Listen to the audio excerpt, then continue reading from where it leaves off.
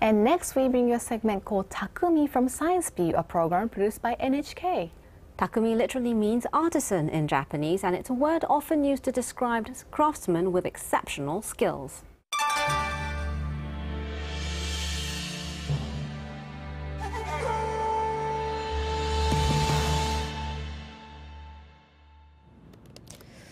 My schedule for Science View next week is a studio shoot and...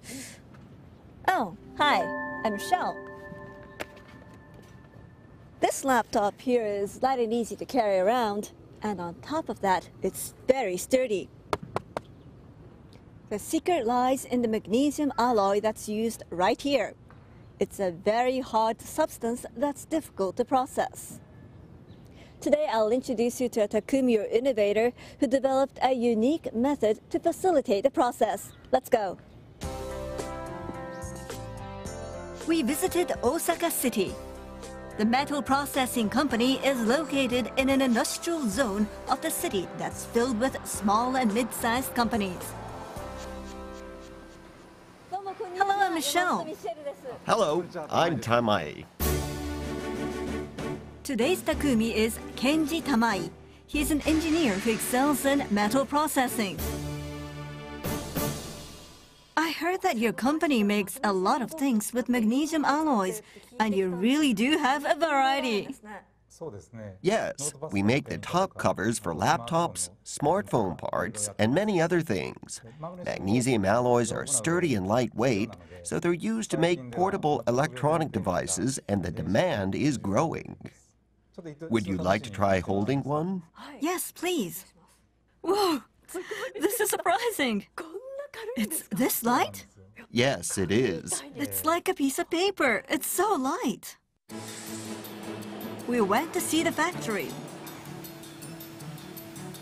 This is where the pieces that you saw earlier are made. We make laptop casings. We make about 3,500 pieces per day, and are the only company in Japan that can produce this amount. Impressive. Until now, there were two main ways to process magnesium alloys. One method was to pour the molten magnesium alloy into a metal mold.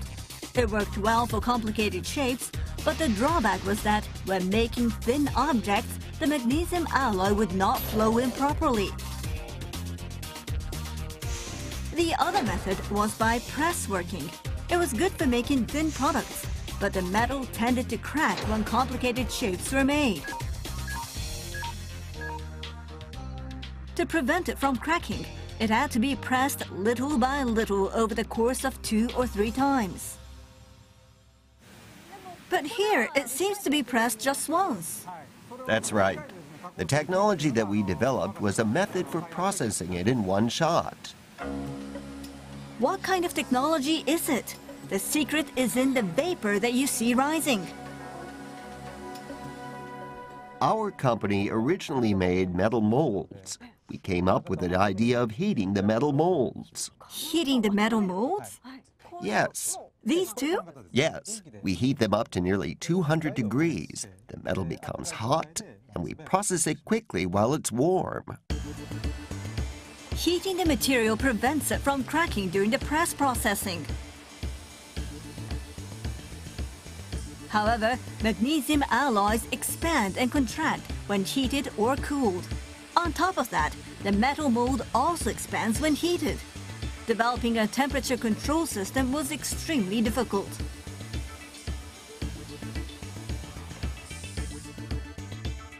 For example, to make a size 10 product, the metal mold has to be a size 9 at room temperature.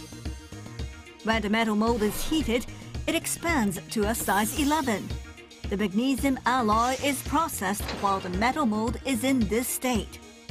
Heated by the metal mold, the magnesium alloy is processed as a size 11, but contracts as it cools. As a result, the finished product is a size 10 and in accordance with the original blueprint. But the metal mold is made out of iron, and its expanding and contracting rate differs from that of a magnesium alloy. So actually, that difference too is calculated and included in the production process. That must have required a lot of calculations. Yes, it required a lot of complex calculations, so deciding the size of a metal mold was extremely difficult. The shape and size of the product were also factors. It took about 4 to 5 years of trial and error. The biggest difference is seen in the product's corners. Until now, the corners had to curve widely to prevent materials under 0.5 millimeters thick from cracking. But by using this heated press system, it became possible to create almost right-angle corners. With this new technique, it became possible to create a very delicate and complicated design with just one pressing process. With a wider range of moldings, they were able to adapt to various demands. This is a completely new technique, so I'm very happy about it. Manufacturing technology is advancing day by day. What seems impossible right now might be easily accomplished in, say, a year from now. So it's important to not set boundaries for yourself. Even if it can't be done now, if you keep trying, a new technology might be developed that will serve as a springboard. That's what I always keep in mind.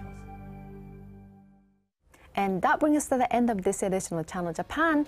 We have much more in store for you, so join us again next week.